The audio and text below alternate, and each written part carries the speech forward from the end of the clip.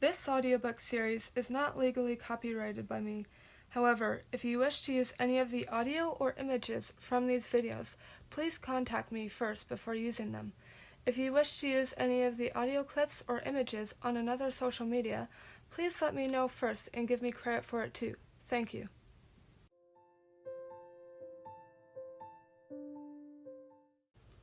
Tales of Elements, Book 1, The Mysterious Islands, by Hannah Rose.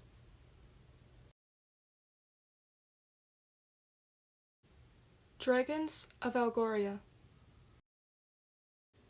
Thorntail.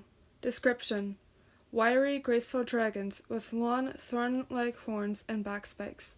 They have a very sharp and deadly tail spike at the end of their tail. Abilities: can breathe fire, camouflage, and is particularly skilled in stalking their prey. Queen. Queen Tulip. Kingdom. Kingdom of Thorn, a large island almost completely covered in trees. It has the largest forest in all the kingdoms. Ocean Tail. Description: sturdy aquatic dragons with webs between their claws and back spikes. Their scales are most commonly blue, turquoise, or purple. They have a very strong whale-like tail.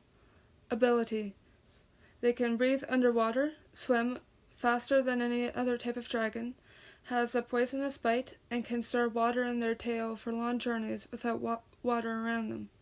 Queen. Queen Seaweed. Kingdom. Kingdom of Ocean, a small island on the surface, but a large underwater palace that no other type of dragon can get to. Icetail. Description: very thin, agile dragons with long icicle-like horns and back spikes. Their scales are most commonly white, light blue, or lavender. They have a very long and sharp icicle-like spear at the end of their tail. Abilities: can breathe a deadly ice breath that can freeze their target frozen solid. Can withstand the coldest temperatures. Has the sharpest claws and tail out of all the types of dragons. Queen. Queen Blizzard. Kingdom. Kingdom of Ice, a large snow-covered island with the biggest castle of all the kingdoms. Bonetail. Description: small and defensive dragons. Has a skeleton pattern imprinted onto their scales. Has black eyes with a white, sometimes red, iris and pupil. Their scales are always shades of black and white. They have a small bone-shaped spike at the end of their tail. Abilities: can breathe fire, can, when in a dark place, look like they are a moving dragon skeleton, can curse objects, possess their victims when they are about to die, and can see ghosts when they are of age. Queen. Queen Bone Snapper. Kingdom. Kingdom of Bone, a small, dead-looking island that is mostly made of stone. Stonetail. Description: heavily built dragons with large wings and claws. Their scales are most commonly brown or gray. They have a large stone-like spike at the end of their tail. Abilities: can breathe fire and is the strongest type of dragon. Queen. Queen Mountain. Kingdom. Kingdom of Stone, a very large island with many mountains and hills, made mostly of rock. Goldtail. Description: small, graceful dragons with a delicate body structure but with strong wings and claws. Their scales are always golden, but they have unique colored claws, horns, and back spikes, with a jewel-like tail spike at the end of their tail. Abilities: can breathe a golden mist that hardens instantly the moment it comes in contact with a solid. Can claw open stone with their strong claws. Queen. Queen Glimmer. Kingdom. Kingdom of Gold. Has a small island on the surface, but a huge gold mine underground. Flametail. Description: long, graceful dragons who are very tribal and wear a lot of tribal accessories. Their scales are most commonly red, orange, or yellow.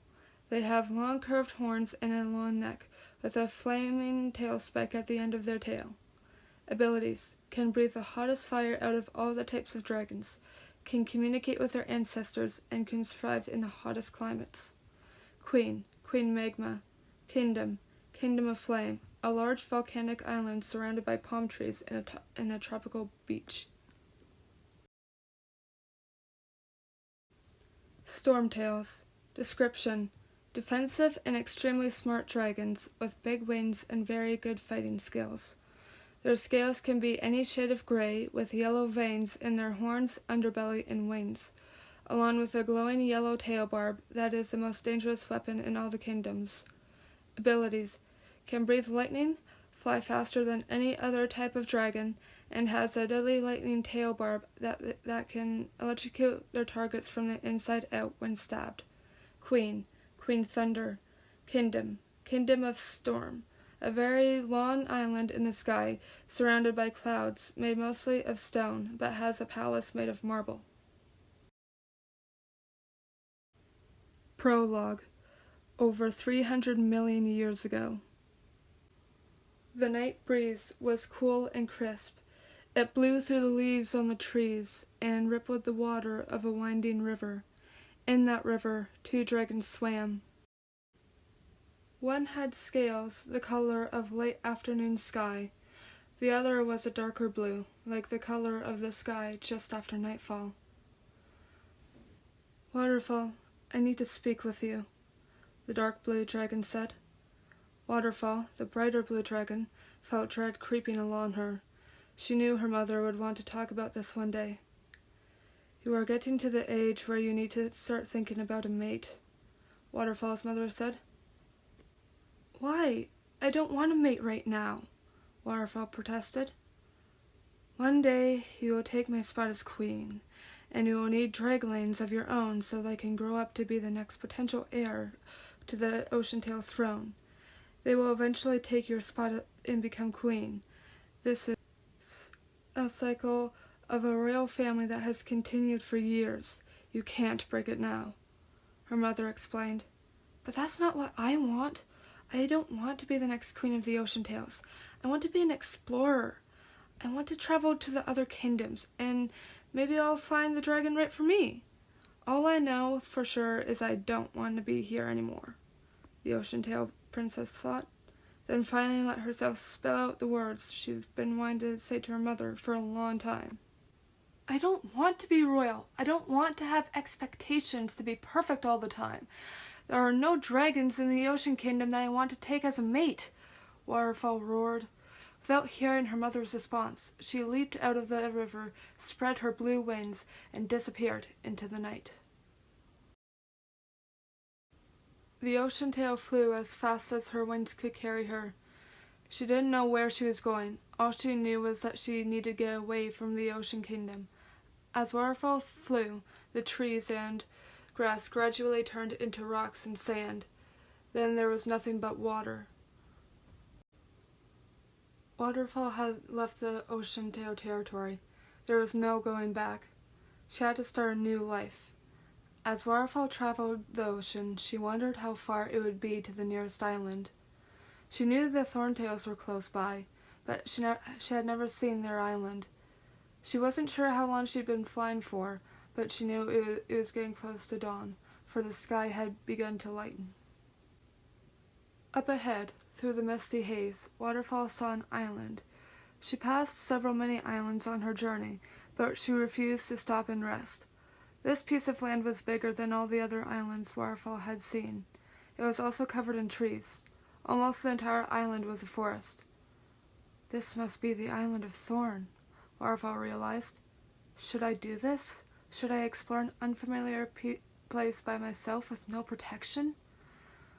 I've come all this way, though, and there's no way I'm going back to the Oceantails. Making up her mind, Waterfall folded in her wings and dived down towards the island. As she got closer to the island, she misjudged her speed and how tall the trees were. Waterfall flung open her wings to stop herself from colliding with one of the branches, but one wing got stuck in the leaves and twigs. The momentum made the Oceantail lose her balance, and she smacked into the trunk of the tree. Waterfall yanked her wing free from the tree's grasp, but she was too heavy to use any branches for support. Waterfall tumbled down the tree, crushing leaves and hitting branches as she fell. She tried to spread her wings and take flight again, but by the time she opened one, she had already hit the ground. Waterfall rolled over to her side and gingerly got up. She tried to spread one of her wings, but as she suspected, she sprained it and couldn't open it up enough to fly properly. Well, this sucks. If any hostile dragons find me, I can't fly away, so I guess I'm pretty easy prey. Waterfall cautiously walked towards the trees that surrounded her. They were tall and thick, with branches stretching in all directions. Waterfall crept through the forest, careful not to make any noise.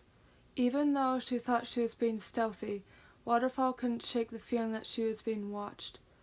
Suddenly, she heard footsteps behind her. She whipped her head around, but there was nothing. Waterfall continued her journey into the trees. Then, moments later, a stick snapped to her left. After that, there were no sounds for a moment. It was completely silent. Then, before the ocean tail had time to think, something lunged at her. It knocked her to the ground. Sharp talons gripped her arm, and another was set on her neck. Waterfall hissed and thrashed, but the thing that was on top of her was stronger. She tried to find her attacker, but the creature was invisible. Then, slowly, a shape of a thorntail was forming above her. His scales were dark green, with a dark brown underbelly and black wings. His piercing, bright green-yellow eyes stared into her turquoise eyes, his expression curious, but defensive and suspicious. "Who are you? Why are you here?" the green dragon demanded. Waterfall hesitated for a moment, then said, "I'm no one. I'm just passing through." The thorntail narrowed his eyes. "I don't believe that." "Really? Then who do you think I am?" Waterfall asked slyly. "An ocean tail stupid enough to leave her kingdom and go wandering around unknown territory," he replied sarcastically. "I'm not stupid, and I'm looking for the Thorn Kingdom," Waterfall snapped. "Well, congratulations, you found it," he said, rolling his eyes. The Thorntail paused for a moment, then said, "Can you at least tell me your name?" "Only if you tell me yours first," Waterfall ordered. The green forest dragon shrugged. "I'm Shrub. No one special." "I'm Waterfall," the Ocean Tail Princess declared.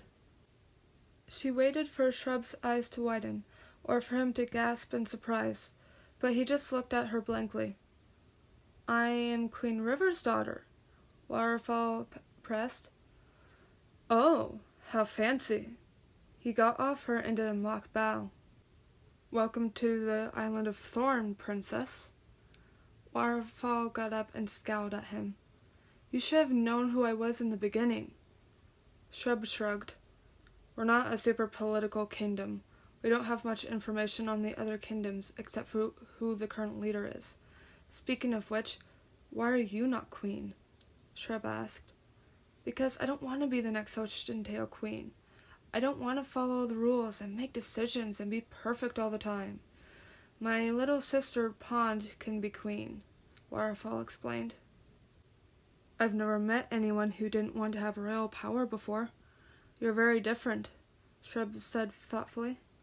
"Thanks, I guess," Waterfall said awkwardly. "Are you hurt?" Shrub asked, gnawing at her crooked wing. "Oh, yes, a little," Waterfall admitted shyly, glancing at her wing. "I can take care of you until your wing is healed," Shrub offered. "Are you sure?" Waterfall asked, surprised. Shrub shrugged again. "No one in my village really cares if there's a new dragon in the forest. Just as long as you're not parading around announcing that you're Queen River's daughter, no one will care that you're here." "Well, there goes my plans," Waterfall laughed. Shrub grinned at her. "Come on, let me show you around." The two dragons ventured farther into the trees and disappeared into the forest beyond. 2 years have passed since Waterfall came to the Thorn Kingdom. She planned on staying with Shrub until her wing was healed, then find a mini island that was not in any kingdom, and have a safe, peaceful life there. Her plans then changed when she realized she had fallen in love with Shrub. He had been taking care of her for a few weeks while her wing was healed. She liked the way he made her his first priority. She wanted to be the center of attention for someone, just not in an entire kingdom. She also didn't want any responsibilities. She wanted someone to love her and always be around her, and that was what happened. But responsibilities kicked in a while after they decided to become mates. Waterfall had the responsibility of carrying Shrub's egg. Then she had the responsibility of laying it, which she did not enjoy at all. Then keeping track of her egg and making sure she didn't crack it or lose it. After having it for a few weeks, Waterfall made a decision that changed her life and everyone else's forever. Waterfall flew with her indigo egg, keeping it firmly to her chest. Shrub flew beside her, his wing beats nearly matching hers. "Are you sure this is a good idea?" he asked her, uncertainty flashing through his eyes. "Yes, we have to do this." Waterfall tried to put on a determined face, but her thoughts were all worries and anxiety. "What if Mother is mad at me? That's a stupid thought. Of course she's going to be mad at me. I just hope she doesn't try and hurt my egg, or Shrub, or me. No, I won't let her. She is not going to ruin my family." "Why are we going to the Ocean Kingdom in the first place?" Shrub asked. "I have to see my mother again. She needs to know that I'm okay. She also should know that there is now another heir to the throne," Waterfall explained. "Our Dragling is not going to live in the Ocean Kingdom," Shrub announced indignantly. "No, of course not. I just want Queen River to know that I have a family now," Waterfall reasoned. Shrub still looked uncertain, but he still followed her across the ocean into the island of Ocean. She saw her home approaching, the place where she lived for 14 years of her life, then abandoned for 2 years. Waterfall was finally back to face her mother. 2 ocean tails from a nearby island saw them approaching and flew up to meet them. Waterfall, with a pang of guilt, recognized them. Starfish, a light blue ocean tail with dark blue wings, who was Pond's best friend. Abyss, who was a blue so dark he was almost black, and bright blue eyes that matched the spikes running down his back. He was also seeing Starfish when Waterfall had left, so they were probably mates by now. "Halt! Who are... Waterfall?" Abyss realized, his eyes widening. "We all thought you were dead. It's been 2 years. He trailed off, looking between her, Shrub, and her egg. Before he could say anything else, Starfish gasped. "A hybrid," she breathed. "Oh, Waterfall, what have you done?" Waterfall stared at Starfish, wanting to reassure her, but nothing came out. "We have to take you to the Queen," Abyss said softly. "That's fine. I want to see her anyways," Waterfall decided. Starfish looked briefly surprised, then nodded, and took the lead back to the castle. When Waterfall set her talons down on the stone floor of her old home, memories came flooding back. Waterfall, chasing her little sister Pond down the hall. Lake, their older brother, shouting at them to quiet down and do something productive. Waterfall and Shrub turned a corner and came into a room that Waterfall spent most of her childhood in. Queen River's throne room. She remembered playing there, chasing her siblings around the throne and pretending that she was queen. Waterfall remembered her mother giving her lessons and teaching her the laws of the kingdom.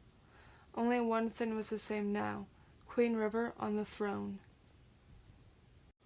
She was just as graceful and imposing as ever, her wings folded back tightly, her tail winding around the back of her talons and draped over the edge of her throne. Her eyes were fixed on a stone tablet she was reading off of, but her gaze drifted up as Waterfall got closer to her. "Queen River," Starfish said, "your missing daughter is here to see you." River stared at Waterfall for a long moment, then breathed. "You're alive." "Yes, I am," Waterfall declared. "I came to tell you that I am healthy, safe, and you brought a Thorntail prisoner, too," Waterfall's mother exclaimed, while some guards started. towards Shrub. He stared at Waterfall with panicked eyes. No, wait, Mother! He's not a prisoner. He's my mate, Waterfall said quickly. River looked from Shrub to the egg, then to Waterfall. What? She hissed quietly. Waterfall raised her chin defiantly. You told me to find a mate and make another heir to the throne. That's what I did. Not with a thorntail! River exploded. Don't you remember the legend of the Skelistorm? Waterfall waved her wings dismissively. That story is for draglings, to teach them not to venture into the other kingdoms. Our dragling will be very well behaved. She glanced down at the indigo egg. River glared at her for a few minutes and said, Fine, be with your thorntail and your low devil. You are officially banned from the Oceantail Kingdom. Waterfall felt a slight pain of sadness go through her heart, but she ignored it. Fine, let us go back to the Thorntails. We were going to stay there anyway, Waterfall said, meeting her mother's gaze evenly. River glared at her for a moment, then said, No, you're not going back to the Thorntails. We can't have a hybrid running around freely. You're going to an island far away from here. It's called the Island of Misery. Only a few dragons live there, but it was made in the time of the Skelistorm. You can't do that! You have no right! Waterfall roared. I have every right. You are still an Oceantail, so I'm still your queen. He is my prisoner, so I can do whatever I like to him. Both of you and your dragling are again exiled. Be grateful I'm not killing you, River hissed. All at once there were guards around Waterfall and her mate, then bars, prison bars. They were about to go to a strange place with strange dragons where they could easily die. What have I done? Waterfall wondered, curling up in the back of the cage with Shrub at her side, her arms resting protectively around her egg. Everything is going to change.